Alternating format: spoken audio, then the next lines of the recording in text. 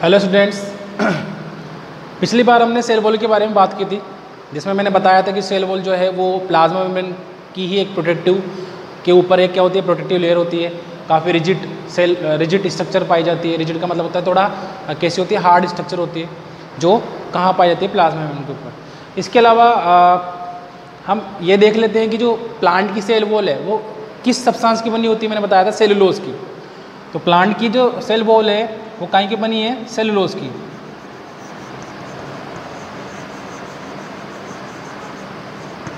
अब सेलुलोज क्या चीज़ होती है? सेलुलोज जो है वो क्या है, अ टाइप ऑफ कार्बोहाइड्रेट ही है। ठीक है, कार्बोहाइड्रेट को जब हम डिटेल में पढ़ते हैं तो कार्बोहाइड्रेट के 3 टाइप होते हैं, मोनोसेक्राइड, डाइसेक्राइड और पॉलीसेक्राइड। तो सेलुलोज जो है एक तरह का क्या है, पॉलीसेक्राइड। ठीक है। फंगस जो है, फंजाई की जो सेल वॉल है वो किसकी बनी होती है, काइटिन की बनी होती है। और बैक्टीरिया, ठीक है, मैंने बताया कि सेल वॉल तो ओनली किस में होती है, प्लांट के अंदर ही होती है, लेकिन बैक्टीरिया और फंगस के अंदर भी क्या पाई जाती है, सेल वॉल। बैक्टीरिया के अंदर जो सेल वॉल होगी पेप्टिडोग्लाइकन की, पेप्टिडोग्लाइकन। तो याद रखना है, कभी कभी ये इन दोनों में से क्या होते हैं, क्वेश्चन आते हैं, प्लांट और फंजाई की सेल वॉल किसकी बनी होती है। तो प्लांट की सेलुलोज की बनी होती है, फंजाई की काइटिन की बनी होती है, और बैक्टीरिया की जो सेल वॉल है किसकी बनी होती है, पेप्टिडोग्लाइकन की बनी होती है। इसके बाद नेक्स्ट हम बात करते हैं एंडोप्लाज्मिक रेटिकुलम। एंडोप्लाज्मिक रेटिकुलम की बात करने से पहले हम न्यूक्लियस के बारे में बात करते हैं। ठीक है, क्योंकि एंडोप्लाज्मिक रेटिकुलम तो सेल ऑर्गेनेल्स के अंदर आ जाता है। तो हम पहले जो मेजर इसका पोर्शन है सेल वॉल का, सेल का, उसको हम पढ़ लेते हैं। तो पहले हम पढ़ लेते हैं न्यूक्लियस के बारे में। ठीक है,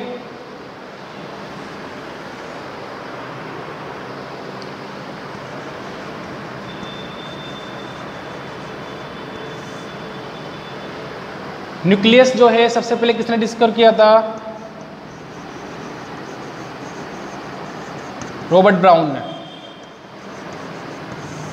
ठीक है, जो सेल है उसको डिस्कवर किया था किसने, रॉबर्ट हुक ने। ठीक है, लेकिन सेल के अंदर जो न्यूक्लियस है उसको किसने डिस्कवर किया है, रॉबर्ट ब्राउन ने। ये हमें याद रखना है। न्यूक्लियस को जो है हम क्या बोलते हैं, कंट्रोलर बोल सकते हैं, या control centre of the cell बोल सकते हैं।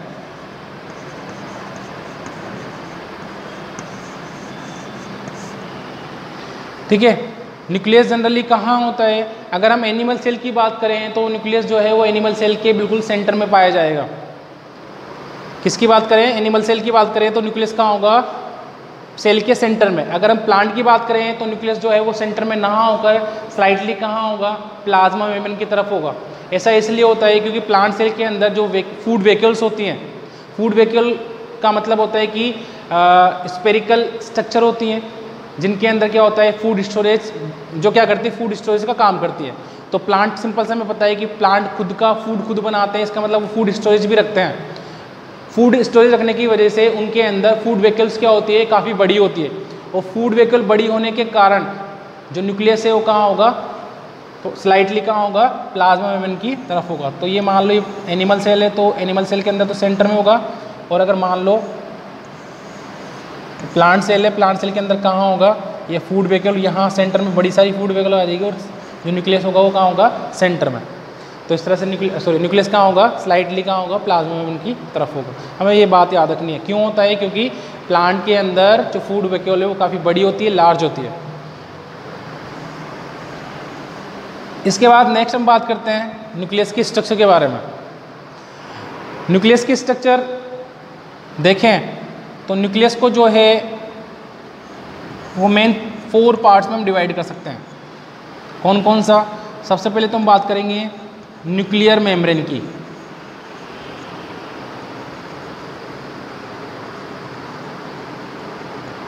Next nucleoplasm.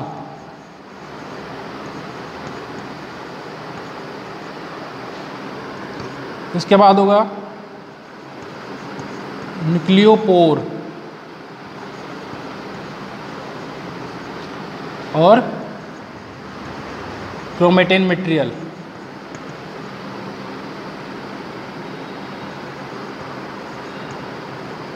जो इसके अंदर पाया जाता है।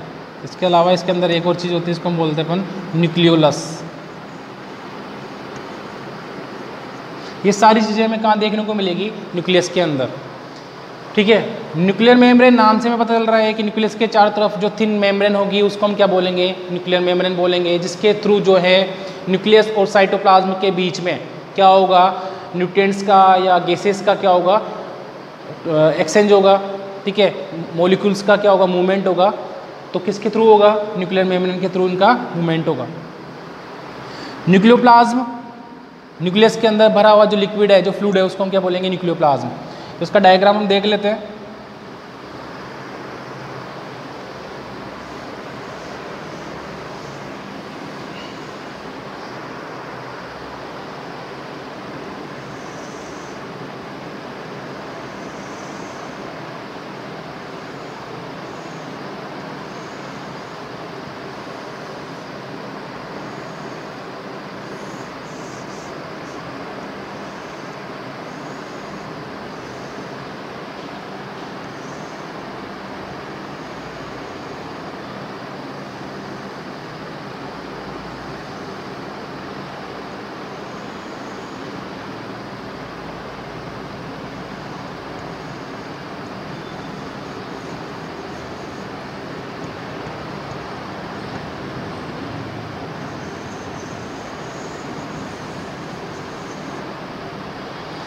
ठीक है, तो सबसे बाहर जो ये है जिसको हम क्या बोलेंगे? Nuclear membrane.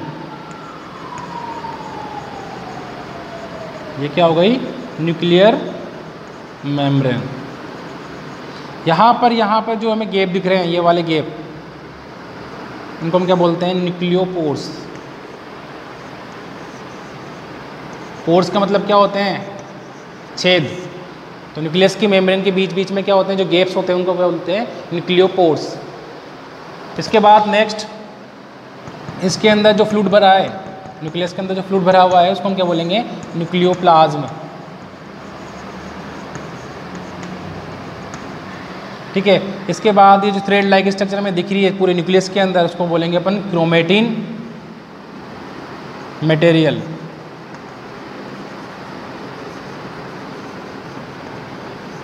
ठीक है, और सेंटर में जो स्ट्रक्चर में दिख रही है स्पेरिकल स्ट्रक्चर, उसको बोलेंगे न्यूक्लियोलस।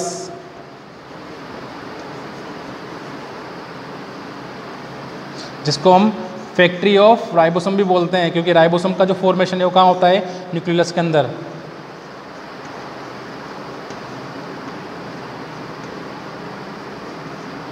ठीक है, तो ये न्यूक्लियस का क्या हो गया? डायग्राम हो गया। तो न्यूक्लियस के डायग्राम के अंदर सबसे उसकी जो बाउंड्री होगी, उसकी जो मेम्ब्रेन होगी, जो न्यूक्लियोप्लाज्म को कवर किए हुए रहती है, उसको हम क्या बोलेंगे? Nuclear membrane. न्यूक्लियर मेम्ब्रेन बोल सकते हैं कि साइटोप्लाज्म और न्यूक्लियोप्लाज्म को जो सेपरेट करने वाला पोर्शन है न्यूक्लियस का, वो क्या होता है? Nuclear membrane. ठीक है, किसी भी सेल के अंदर हम साइटोप्लाज्म न्यूक्लियोप्लाज्म को कैसे बता सकते हैं? साइटोप्लाज्म है, न्यूक्लियोप्लाज्म है, क्योंकि साइटोप्लाज्म और न्यूक्लियोप्लाज्म के बीच में क्या आ गई? Nuclear membrane. अगर न्यूक्लियर मेम्ब्रेन नहीं होगी तो क्या होगा? न्यूक्लियोप्लाज्म और साइटोप्लाज्म क्या होगा? मिक्स हो जाएगा। ये कंडीशन कहाँ देखने को मिलती है हमें? जहाँ पर न्यूक्लियर मेम्ब्रेन पूरी तरह से न्यूक्लियर मेम्ब्रेन एब्सेंट होती है और न्यूक्लियोप्लाज्म और न्यूक्लियस जो है वो वेल डिफाइंड नहीं होता है। मैंने बताया था स्टार्टिंग में, किसके अंदर होता है ऐसा?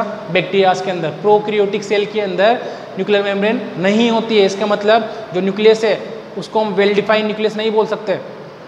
ठीक है, तो वहाँ पर फिर न्यूक्लियस को हम क्या बोलते हैं? न्यूक्लियोइड बोलते हैं। किसके अंदर? प्रोकैरियोटिक सेल के अंदर। समझ में आ गया ये चीज़? तो न्यूक्लियर मेम्ब्रेन प्रेजेंट है जो सेपरेट करती है न्यूक्लियोप्लाज्म और साइटोप्लाज्म को। इसके अलावा न्यूक्लियोपोर्स जो है, जहाँ बिग मॉलिक्यूल्स जो हैं, बड़े मॉलिक्यूल्स जो हैं वो एंटर कर सकते हैं न्यूक्लियस के अंदर। ठीक है, इसके अलावा न्यूक्लियोप्लाज्म इसके अंदर क्या होता है? फिलअप रहता है, लिक्विड फ्लूइड भरा होता है, उसको हम क्या बोलते हैं? न्यूक्लियोप्लाज्म। और इसी न्यूक्लियोप्लाज्म के अंदर थ्रेड लाइक स्ट्रक्चर में मिलेगी, जिसको हम क्या बोलते हैं? Chromatin material. एक्चुअली में बना किसका होता है क्रोमेटिन मटेरियल? डीएनए का ही बना होता है। एक्चुअली में है क्या? ये डीएनए ही है। ठीक है, इसके बाद सेंटर में जो स्ट्रक्चर है जिसको हम बोलते हैं न्यूक्लियोलस। न्यूक्लियोलस का फंक्शन क्या है? राइबोसोम का प्रोडक्शन करना है, इसलिए इसको फैक्ट्री ऑफ राइबोसोम भी बोलते हैं। ठीक है, और राइबोसोम का काम क्या होता है? राइबोसोम का काम होता है प्रोटीन फॉर्मेशन का। न्यूक्लियोलस का काम हुआ राइबोसोम बनाना, और राइबोसोम का काम, राइबोसोम जो है वो किस में हेल्प करता है? प्रोटीन सिंथेसिस के अंदर। प्रोटीन बनाने में राइबोसोम क्या करते हैं? हेल्प करते हैं। ठीक है, तो ये सारा किसकी स्ट्रक्चर के बारे में हमने पढ़ा है? न्यूक्लियस के बारे में। अब न्यूक्लियस का अगर फंक्शन देखें तो न्यूक्लियस जो है सेल के अंदर की वेरियस मेटाबॉलिक प्रोसेस को क्या करता है? कंट्रोल करने का काम करता है, इसलिए इसको control centre of the cell बोलते हैं। ठीक है, इसके अलावा इसके अंदर क्या प्रेजेंट है? क्रोमेटिन मटेरियल मतलब डीएनए प्रेजेंट है। और डीएनए क्या होता है? डीएनए वो स्ट्रक्चर है जिसके अंदर हमारी बॉडी की जितनी भी इंफॉर्मेशन है, बॉडी की जितने भी कैरेक्टरिस्टिक्स हैं, जितने भी जीन्स हैं, वो सब कहाँ हैं? डीएनए के अंदर। तो वो सारी इन्फॉर्मेशन डीएनए के अंदर है और वो डीएनए का है न्यूक्लियस के अंदर। ठीक है, तो हमारा जेनेटिक मटेरियल हेरिडिटरी जो प्रोडक्ट होता है वो कहाँ होता है? न्यूक्लियस के अंदर होता है। ठीक है, इसके अलावा प्रोटीन सिंथेसिस में भी हेल्प करता है, क्योंकि न्यूक्लियोलस कहाँ है? न्यूक्लियस के अंदर। न्यूक्लियोलस का काम क्या है? राइबोसोम का फॉर्मेशन। राइबोसोम का काम क्या है? प्रोटीन सिंथेसिस में हेल्प करना। ठीक है, तो ये कुछ फंक्शन है न्यूक्लियस के जो हमें याद रखना है। ठीक है, इसके अलावा हम डिटेल में बात करने वाले हैं क्रोमेटिन मटेरियल के बारे में। क्रोमेटिन मटेरियल एक्चुअली में है क्या चीज़? ठीक है,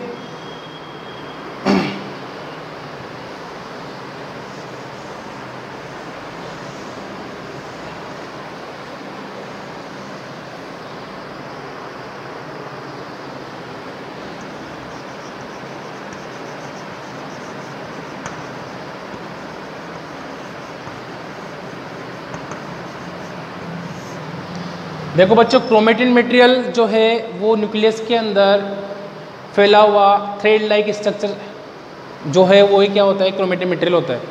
ठीक है, अब थ्रेड लाइक स्ट्रक्चर का मतलब क्या है? वो थ्रेड लाइक स्ट्रक्चर एक्चुअली में क्या है? डीएनए है। ठीक है, और डीएनए मैंने बताया कि डीएनए हमारा क्या है? जिसके अंदर हमारी जितनी भी इंफॉर्मेशन, जितनी भी बॉडी के कैरेक्टरिस्टिक्स हैं, जितनी भी हमारी जेनेटिक इन्फॉर्मेशन है, वो सब कहाँ होती है? डीएनए के अंदर। और इसी वजह से डीएनए को हम क्या बोलते हैं? Genetic material. और ये डीएनए जो है वो one generation to another generation में ट्रांसफर होता है, और हमारी जितनी भी इन्फॉर्मेशन है वो नेक्स्ट जनरेशन के अंदर लेके जाने का काम किसका है? डीएनए का। ठीक है, तो इसके अलावा हम बात करते हैं क्रोमोसोम्स की। तो पूरी सेल का डायग्राम हमने देखा, लेकिन हमने कहीं क्रोमोसोम का डायग्राम नहीं बनाया है। ठीक है, ओनली हम किसकी बात कर रहे हैं? क्रोमेटिन मटेरियल की। और मैं बोल रहा हूँ क्रोमेटिन मटेरियल किसका बना है? डीएनए का। तो क्रोमोसोम कहाँ है?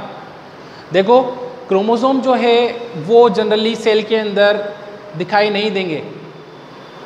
ठीक है, क्रोमोसोम हमें ओनली सेल डिवीज़न के टाइम ही दिखाई देते हैं। हमें ये चीज़ हमें याद रखनी है।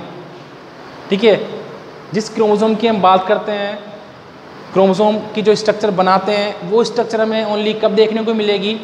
जब सेल डिवीज़न होता है। अगर कोई सेल डिवीज़न करती है, चाहे वो माइटोसिस करे चाहे वो म्यूसिस डिवीज़न करे, तो क्रोमोसोम हमें कब देखने को मिलेगा? सेल डिवीज़न के टाइम। और वो क्रोमोसोम जो है वो किससे बनेगा? इसी क्रोमेटिन मटेरियल। यही क्रोमेटिन मटेरियल आगे जाकर क्या बनाएगा? क्रोमोसोम। तो सिंपल सा हमें याद रखना है, कन्फ्यूज़न वाले वर्ड्स हैं ये, कन्फ्यूज़ होना नहीं है यहाँ पे, याद के रखना है। सर ने क्या बताया? क्रोमेटिन मटेरियल जो है एक्चुअली में क्या है? डीएनए। ठीक है, थ्रेड लाइक स्ट्रक्चर जो है क्या है? डीएनए। और मैंने बोला जब सेल डिवीज़न होता है तो यही क्रोमेटिन मटेरियल जो है वो किस में चेंज हो जाता है? क्रोमोसोम में। समझ में आया चीज़? यही क्रोमेटिन मटेरियल किस में चेंज होता है? क्रोमोसोम में। तो इसका मतलब क्या हुआ? क्रोमोसोम भी किसका बना है? डीएनए का ही बना है। ठीक है, तो क्रोमोसोम हो, क्रोमेटिन मटेरियल हो, दोनों ही किसके बने हैं? डीएनए के बने हैं। और डीएनए हमारा क्या है? जेनेटिक मटेरियल है। और क्रोमोसोम ओनली हमें कब देखने को मिलेगा? जब सेल डिवीज़न होगा। ठीक है, तो इसी वजह से क्रोमोसोम को हम क्या बोलते हैं? डीएनए या हमारी जेनेटिक इन्फॉर्मेशन का कैरियर बोलते हैं, क्योंकि वो एक सेल से दूसरे सेल में जब सेल डिवीज़न होता है तो क्रोमोसोम भी क्या होते हैं? डिवाइड होते हैं। क्रोमोसोम भी क्या होते हैं? सेल के अंदर मूव करते हैं, अलग अलग सेल के अंदर मूव करते हैं। तो एक्चुअली वो क्रोमोसोम जो मूव कर रहे हैं वो अपने अंदर क्या लेके जा रहे हैं? डीएनए लेके जा रहे हैं। ठीक है, और जब डीएनए कहाँ जा रहा है? दूसरे सेल के अंदर जा रहा है। इसका मतलब उन्होंने क्या कर दिया? डीएनए दूसरे सेल के अंदर ट्रांसफर करने का काम कर दिया। इसका मतलब जो क्रोमोसोम होते हैं वो क्या होते हैं? जेनेटिक इन्फॉर्मेशन के कैरियर। समझ में आया? तो कन्फ्यूज़ नहीं होना है। ठीक है, क्रोमेटिन मटेरियल, क्रोमोसोम दोनों डीएनए के बने हैं, लेकिन क्रोमेटिन मटेरियल जो है वो कब की बात कर रहे हैं अपन? जब सेल डिवाइडेशन नहीं हो रहा है। लेकिन जब सेल डिवीज़न होता है, ड्यूरिंग सेल डिवीज़न के ड्यूरिंग हमें क्रोमोसोम दिखाई देंगे। और क्रोमोसोम ही किसके बने हैं? क्रोमेटिन मटेरियल के बने होते हैं। तो इस तरह से न्यूक्लियस के अंदर प्रेजेंट क्रोमेटिन मटेरियल जो है हमारा जो है जेनेटिक इन्फॉर्मेशन को क्या करता है, स्टोर रखता है, और जेनेटिक इन्फॉर्मेशन जो है वो हमारी नेक्स्ट जनरेशन तक पहुँचाने का काम भी कौन करता है, न्यूक्लियस। सेल डिवीज़न में भी न्यूक्लियस काफ़ी क्या करता है, हेल्प करता है। ठीक है, जब हम हायर क्लासेस में सेल डिवीज़न पढ़ेंगे तो उसमें भी हम देखेंगे न्यूक्लियस किस तरह से वर्क करता है। तो ये था न्यूक्लियस के बारे में। न्यूक्लियस के बारे में क्या देखा, उसकी स्ट्रक्चर हमने देखी, उसको कुछ पार्ट्स में हमने डिवाइड किया, nuclear membrane, nucleoplasm, nucleolus site, और इसके अलावा क्रोमेटिन मटेरियल, इसमें हमने न्यूक्लियस को क्या किया, डिवाइड किया। न्यूक्लियस को हम क्या बोलते हैं, control centre of the cell बोल सकते हैं। डिस्कवर किसने किया, रॉबर्ट ब्राउन ने इसको डिस्कवर किया। ठीक है, अब नेक्स्ट हम बात करते हैं, ये न्यूक्लियस के बारे में हमने बात की। अब हम क्या करते हैं, एक फ्लो चार्ट बनाते हैं सेल के बारे में। जितने भी चीज़ें हमने पढ़ रहे हैं और या पढ़ेंगे, उसका एक फ्लो चार्ट बनाते हैं। ठीक है, उस फ्लो चार्ट के थ्रू हमें पता रहेगा कि हमने कौन कौन सी चीज़ पढ़ ली और कौन कौन सी चीज़ अब पढ़नी है। ठीक है, तो एक फ्लो चार्ट बना लेते हैं, सेल को पूरा डिस्क्रिप्शन जो है उस फ्लो चार्ट में हम बनाते हैं।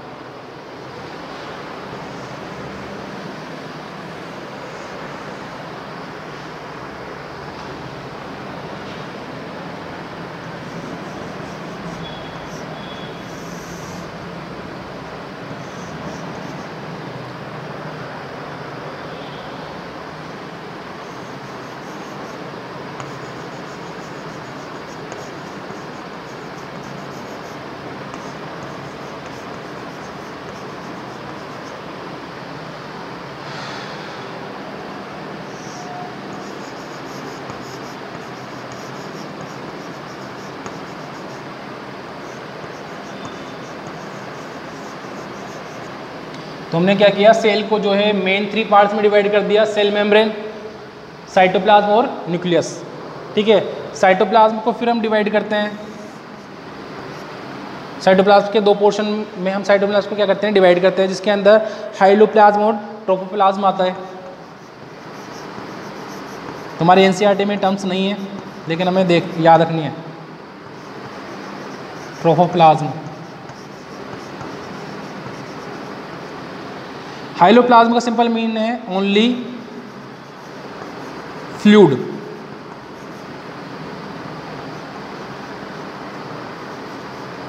Inside the cell.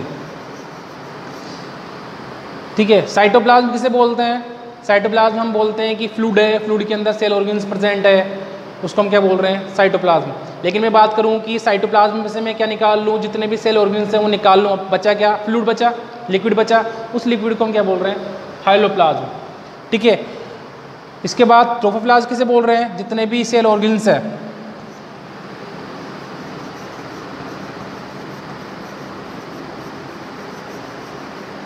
ठीक है, सेल ऑर्गेनल्स जो है, जिसमें कौन कौन सी किस किस की हम बात करेंगे, माइटोकॉन्ड्रिया, इसको मैं ऊपर लिख देता हूँ। ठीक है, यहाँ दिखेगा नहीं, इसको हम बाद में देखते हैं। न्यूक्लियस के बारे में देख लेते हैं। यहाँ पे किसमें मैं डिवाइड किया था, न्यूक्लियर मेम्ब्रेन,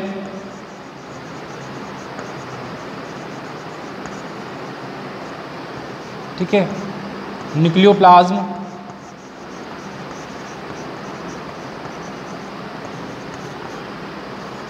क्रोमेटिन मटेरियल,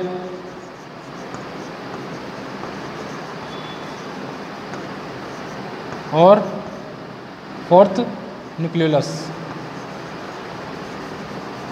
ठीक है, ये वाला पोर्शन मैं ऊपर बना रहा हूँ। ठीक है,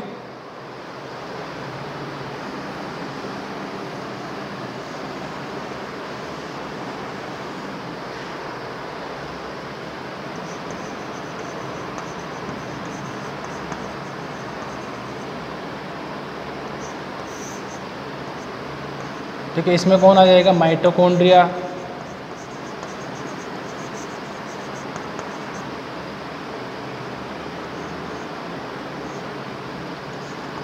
एंडोप्लाज्मिक रेटिकुलम,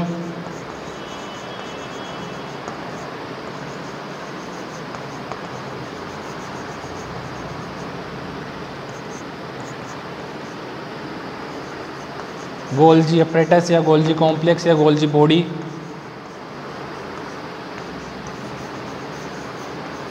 लाइसोसोम, ठीक है, राइबोसोम,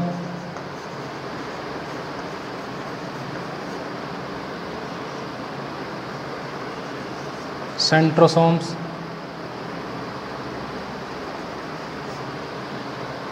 प्लास्टिड, ठीक है, ये सब इसमें आ जाएगा। इसके अलावा कुछ इंक्लूसिव बॉडी होती है, ठीक है, जो सेल के अंदर फिक्स नहीं है, सेल के अंदर प्रेजेंट होती है, ठीक है। मेन फंक्शन तो इनका होता है, सब सेल ऑर्गेनेल्स का होता है। इसमें तो कौन कौन से वेस्ट प्रोडक्ट आ सकते हैं? वेस्ट प्रोडक्ट्स आ सकते हैं, ठीक है, फूड वैक्यूल आ सकती है, ठीक है। ये सारी चीज़ किसके अंदर आएगी? इसके अंदर आएगी, या इसको हम बोल सकते हैं नॉन लिविंग।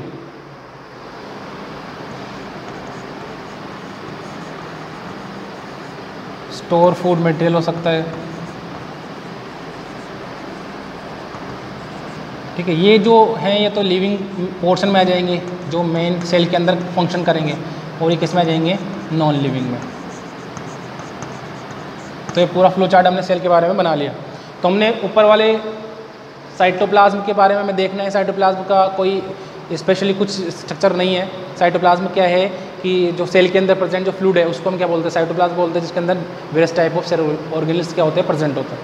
न्यूक्लियस के बारे में पढ़ लिया, ठीक है। नेक्स्ट हम पढ़ेंगे एंडोप्लाज्मिक रेटिकुलम या माइटोकॉन्ड्रिया के बारे में हम पढ़ने वाले हैं नेक्स्ट क्लास के अंदर। तो फ्लो चार्ट याद करना है, अच्छी तरह से रटना है इसको, ठीक है। तो न्यूक्लियस समझ में आ गया होगा। नेक्स्ट हम लेके चलेंगे लेक्चर के अंदर हम बात करेंगे एंडोप्लाज्मिक रेटिकुलम और माइटोकॉन्ड्रिया की, ठीक है। Thank you so much.